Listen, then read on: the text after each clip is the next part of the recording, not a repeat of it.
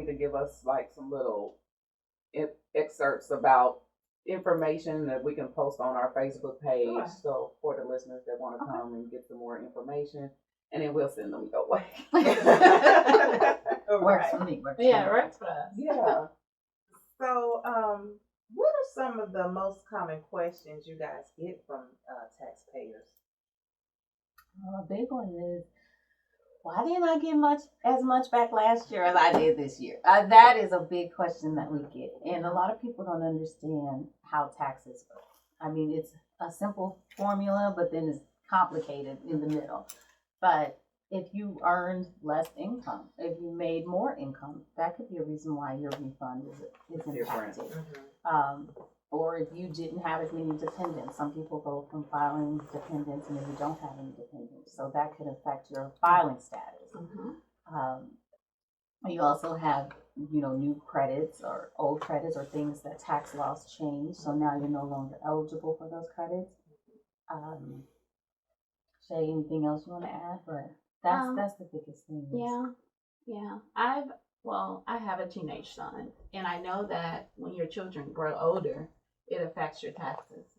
And that's one thing that I've had to deal with since he's a college student.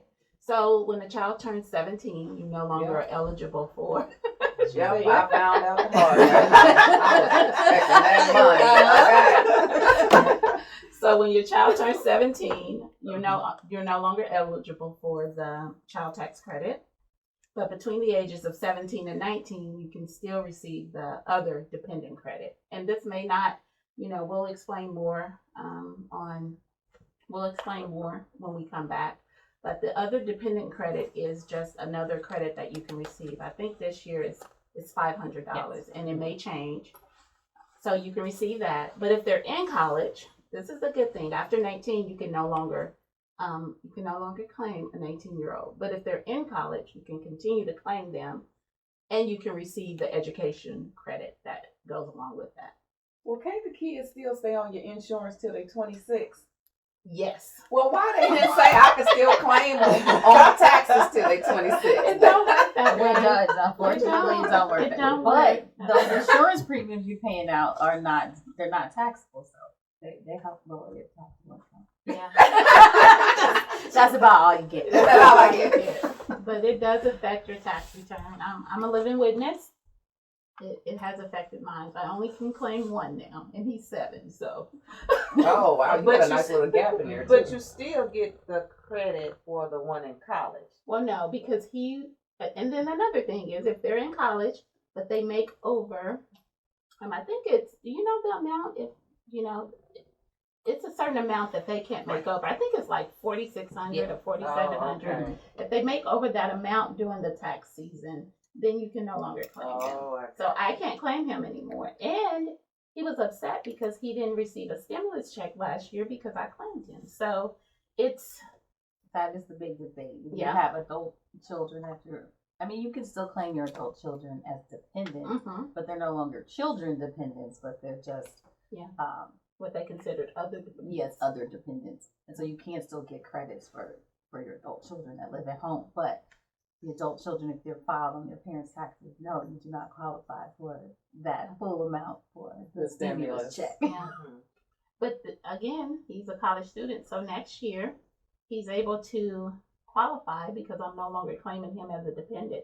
So he's going to go file his own taxes, and he's going to claim himself as single, and I will fill out that form to receive his stimulus that he didn't receive for 2020. Oh. Yeah, because I claimed him on 2019. Does that make sense? Yes. Okay. Yeah. If I can, since we're talking about taxes and brackets and things of that nature, I want to talk about how they are changing this tax bracket and the annual changes that come along with it. Okay. So basically, that's a long, complicated question, because if you look and see, I have these tables over here where you talk about tax brackets and your effective tax rate versus your taxable liability. It's a complicated conversation. So do we need to wait until you guys come back for that one? Yes, but the simple answer on that is that basically the tax brackets and annual changes are based on inflation. So and then we're coming with Biden now that he's in office. They're going to have their own tax laws and rules and changes that are going to go into effect as well. But really, you need to talk to a tax preparer, a professional tax preparer, or accountant to answer some of those questions about tax brackets and where you fall. And the biggest other thing about tax brackets depends on your filing status. Yes. So of course, filing single is the most unfavorable filing status. We're not saying go out and get married or nothing, but married filing jointly gives you the most favorable tax advantage because you do have that largest standard deduction. Yeah. So. And also head of household. So if you're not married and you're head of household of your household, just say for me, I'm not married. I have my own household with my son. Then I qualify for the head of household. So head of household, you have to have a dependent to qualify for Yes. status for head of household status. That's what I was getting ready to ask. Yeah. But we'll go over that table next time we come. Okay. I can't wait. Right, and I was interested in knowing how you can bring down your taxable. What are just some quick tips, especially as people prepare for this year? What are tips to bring down your taxable income? And the easiest thing is to take advantage of anything your employer is offering. So if they have retirement plans, you can contribute to IRAs and 401ks. That actually helps lower your taxable income. A lot of people don't know medical expenses. That's a big thing that's happened with COVID over this past year. You can deduct and itemize those medical expenses, especially if they were really, really high this year. So that's also something. So with to look medical, I'm sorry, I have a question with that. Is it a certain dollar amount? Yes, it has to meet a 7.5% of your AGI. It has to be over 7.5% of your AGI. So if your AGI is $1,000, then you have to meet 7.5%. So that's what $75 that you have to meet before you can even get to deduct those expenses. And you would just take your AGI times 7.5%, and you'll get that number. I'm gonna need y'all to remind all of us what AGI is. Your adjusted gross income.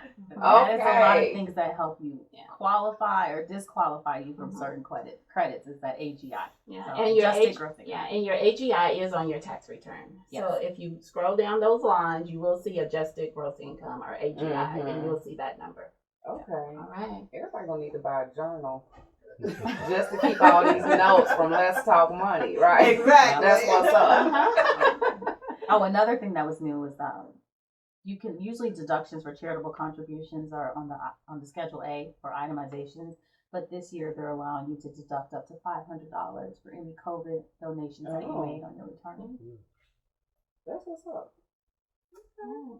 Man, y'all been dropping some nuggets around this joint.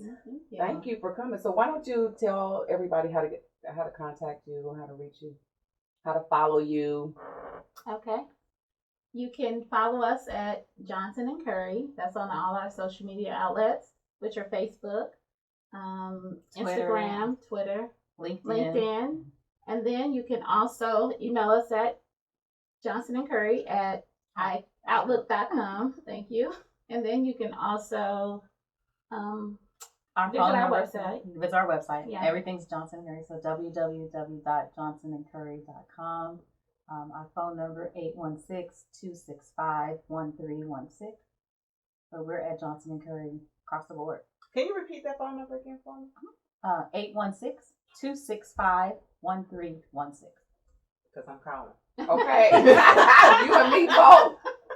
I'll be standing in front of the door. Girl, you ain't leave here till I know this. And then we also like to just tell the listeners who we serve. We serve individuals. We serve self-employed individuals like contractors or freelancers. We also serve small businesses for their accounting needs. We do bookkeeping and all of that. So, and we're a Black-owned company. I wanna put that out there. And not that we don't work with other individuals. It's just that we wanted to, we wanted to work for our community in a way that hasn't been serviced before. So that's awesome. I love that. Yeah. I love it. Well, I had fun. Me too. This was I nice. enjoyed it too. I cannot wait to have you guys back. I know. And so you guys can find Money T. She has a priceless destinations. I am a travel advisor. I have budgeting behaviors. So I have a budgeting course, Budgeting 1.0. You guys need to get on there and take that free course because it will help you jumpstart that road to financial freedom. Me too. I've been there. Yes. And I am Simply C. You can find me on Facebook and Instagram at Simply Custom Wood Design.